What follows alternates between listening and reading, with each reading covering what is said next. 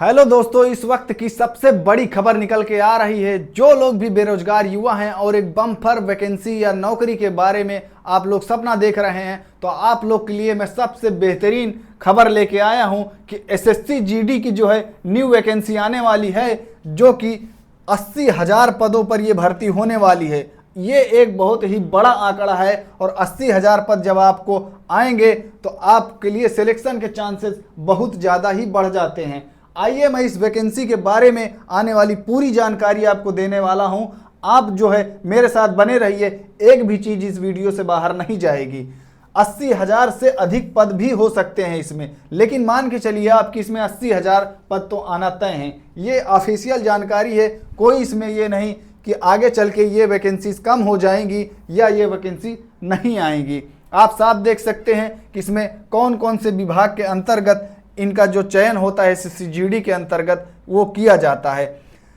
SSC GD के तहत आप लोगों को मैं बता दूं, इसमें सीमा सुरक्षा बल यानी बीएसएफ, बॉर्डर सिक्योरिटी फोर्स में तैनाती होती है। उसके बाद केंद्रीय औद्योगिक सुरक्षा बल यानी सीआईएसएफ में तैनाती होती है।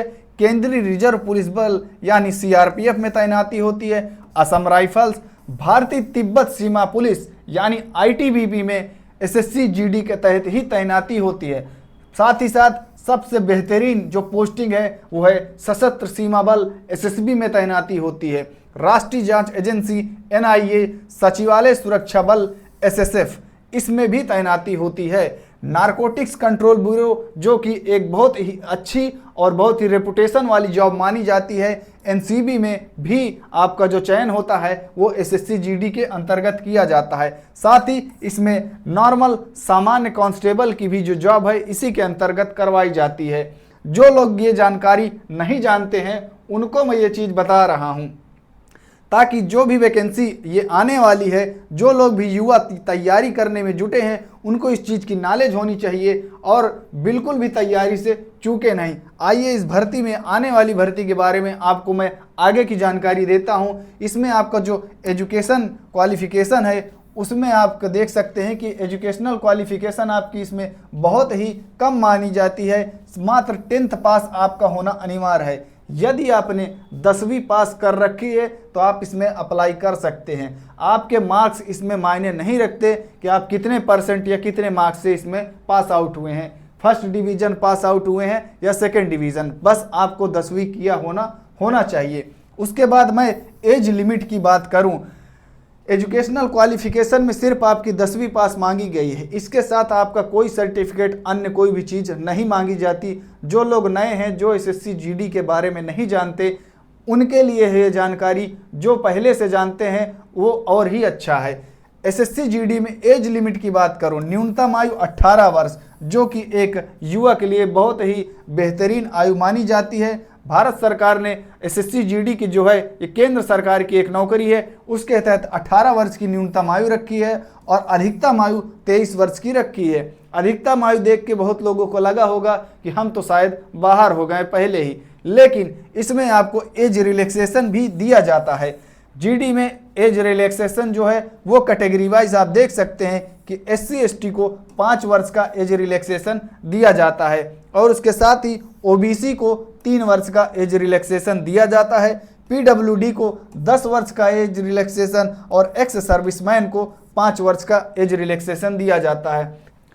तो जैसा कि आप लोग दोस्तों देख सकते हैं कि इसमें कितने आयु वर्ष की छूट दी जाती है। डाइवोर्स वुमन को जो है 9 वर्ष की आयु दी जाती है, यानी अधिकतम आयु जो आप 23 वर्ष अपनी काउंट कर रहे थे उसमें आप अपना एज रिलैक्सेशन भी जोड़ लीजिए।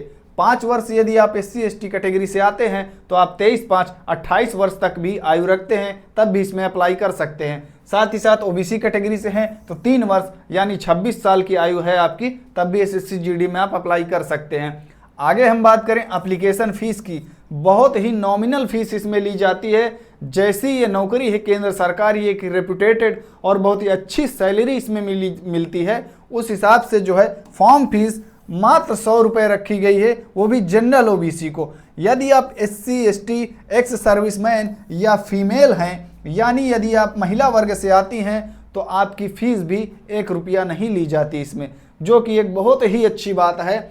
इतनी कम फीस में अगर आप फॉर्म भरने से चूक रहे हैं तो ये आपके लिए सबसे बड़ी गलती होगी। इस आने वाली 80,000 वैकेंसीज के लिए आपको जी जान से मेहनत करने के लिए लग जाना चाहिए।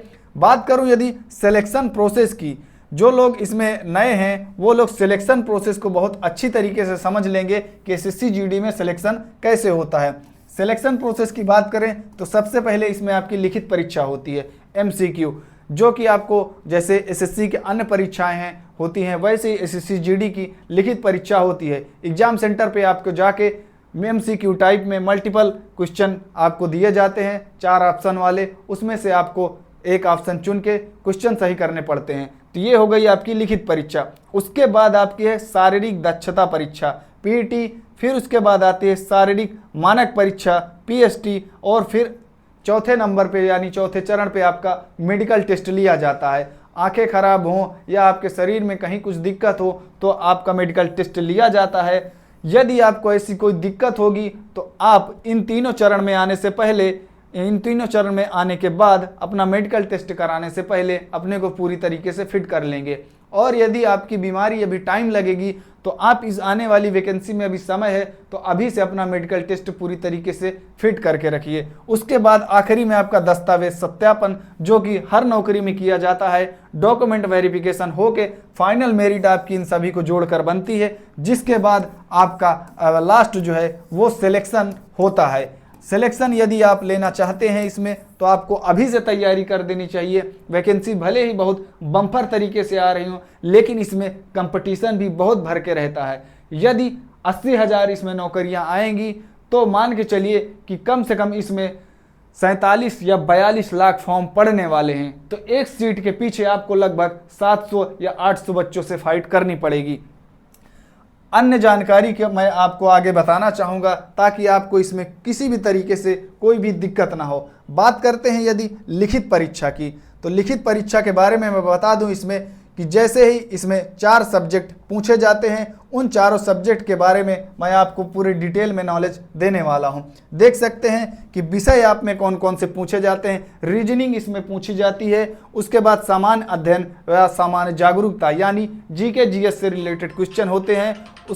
तो विषय जैसा कि आप देख सकते हैं कि इसमें रीजनिंग पूछी जाती है, जीके जीएस पूछा जाता है। 3rd नंबर पे आपका जो तीसरा सब्जेक्ट है वो प्रारंभिक गणित यानी अर्थमेटिक से क्वेश्चन होते हैं, और अंग्रेजी और हिंदी यानी इंग्लिश और हिंदी दोनों से मिला के क्वेश्चन पूछे जाते हैं। तो एक तरीके से आपके 5 सब्जेक्ट हो गए, पर इसमें जो है भाग बटे होते हैं वो 4 ही होते हैं।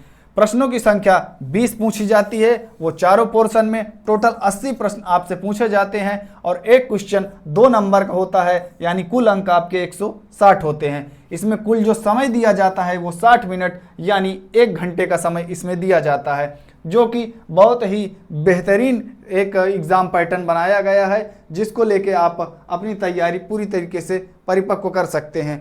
साथ ही उसके बाद आपका अगला चरण आता है जो कि होता है फिजिकल इफिशियंसी टेस्ट, जिसको आपको पास करना जरूरी होता है। यदि आप इस टेस्ट में फेल होते हैं तो आप आगे नहीं जा पाएंगे। फिजिकल इफिशियंसी टेस्ट पीईटी में दौड़ आती है, तो पुरुषों के लिए इसमें मैं दौड़ की बात करूं तो 5 किलोमीटर जो कि 24 मिनट में आपको कंप्लीट करना रहता है, और महिला की बात करूं यदि तो 1.6 किलोमीटर यानी 1600 मीटर आपको 8 मिनट और 30 सेकंड के अंदर कंप्लीट करना होता है।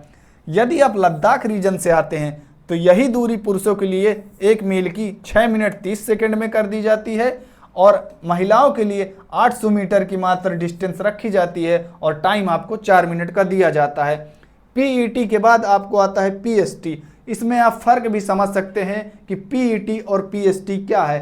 पीईटी में आपकी इफिशियंसी यानी आपकी क्षमता, दौड़ और ऊंची कूद वगैरह ये सब करवाया जाता है, और उसके बाद पीएसटी का नंबर आता है यानी फिजिकल स्टैंडर्ड टेस्ट, जिसमें आपके कुछ मानदंड जो हैं शारीरिक रूप से वो पूरी तरीके से फिट होने चाहिए, तब आप एसएससी जीडी में पूरी तरीके से अप्लाई करके इस परीक्षा को पास कर सकते हैं और सिलेक्ट हो सकते हैं। पहला मानदंड जो आता है वो आपकी छाती यानी सीना कितना होना चाहिए। यदि आप पुरुष कैटेगरी से हैं तो आपको 80 सेंटीमीटर आपका सीना होना चाहिए। उसके बाद जब सेकंड स्टेज पे आपको फुलाव मांगा जाता है तो 5 सेंटीमीटर का फुलाव होना चाहिए। उसके बाद लंबाई की बात करें तो पुरुषों में 170 सेंटीमीटर की लंबाई मांगी जाती है, और महिला में यही मानदंड 157 सेंटीमीटर का रखा गया है।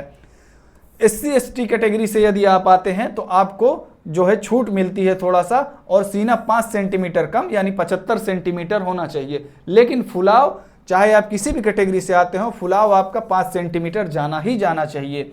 उसके बाद लंबाई की बात करें तो लंबाई में भी SC/ST कैटेगरी से आप आते हैं तो 8 सेंटीमीटर की इसमें घटोत्तरी देखने को मिलती है, और 162 सेंटीमीटर के यदि आप हैं और SC/ST कैटेगरी से हैं तो आप इसमें अप्लाई कर सकते हैं। महिला वर्ग से आते हैं तो आपकी जो है हाइट वो 150 सेंटीमीटर होनी चाहिए। ये मैंने सबसे बेहतरीन एक्सप्लेनेशन दिया है, इसके बाद शायद ही किसी को इस चीज़ में डाउट हो। साथ ही साथ यदि हम अन्य बात करें इसमें, उसके बाद होता है आपका मेडिकल टेस्ट। आप देख सकते हैं कि मैंने लिखित परीक्षा के बारे में विस्तार से आपको जानकारी दी, उसके बाद शारीरिक दक्षता परीक्षा PET के बारे में जानकारी दी, उसके बाद जो है PST के बारे में जानकारी दी। इन सभी को जानकारी देने के बाद आपका मेडिकल टेस्ट लिया जाता है, जिसमें आपकी आई विज़न देखी जाती है, ईयर कैसे सही हैं, आपको सुनने की श्रवण क्षमता आपकी देखी जाती है, प्लस आपसे कई चीज़ें करवाई जाती हैं। फिर अंत में आपका दस्तावेज यानी डॉक्यूमेंट वेरिफिकेशन होता है, और उसके बाद आपका फाइनल सिलेक्शन किया जाता है। वीडियो आपको ये पूरी तरीके से अच्छा लगा हो, पसंद आया हो तो वीडियो को लाइक करिए, हमारे चैनल को सब्सक्राइब करिए, ताकि आगे आने वाली भर्ती और नौकरी के बारे में सबसे तेज और ताज़ा अपडेट आपको ऐसे ही मिलते रहें। मिलते हैं अगले वीडियो में, तब तक के लिए धन्यवाद।